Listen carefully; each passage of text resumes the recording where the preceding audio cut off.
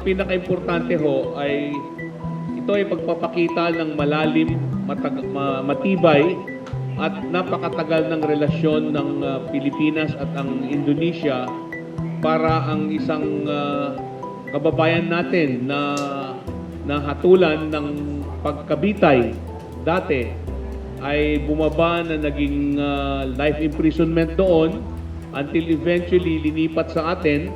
At ang pagkalipat nito, pagkalipat, siya ay subjected na at itatrato siya bilang ordinary person deprived of liberty dito sa Pilipinas ayon sa ating batas, ayon sa ating regulasyon at ating patakaran.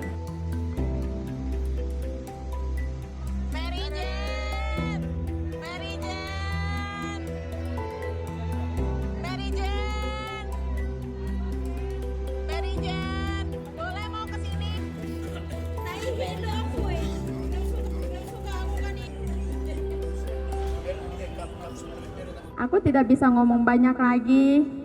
Pokoknya saya bahagia banget.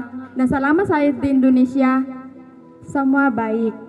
Petugasnya baik, sesama WPP-nya baik, seluruhnya baik. Mereka mengusahakan supaya saya bisa pulang. Jadi ya sedih juga. Tapi aku harus pulang karena saya punya keluarga di sana yang menunggu, anak-anak saya menunggu. Dan saya mau merayakan Natal di sana bersama keluarga.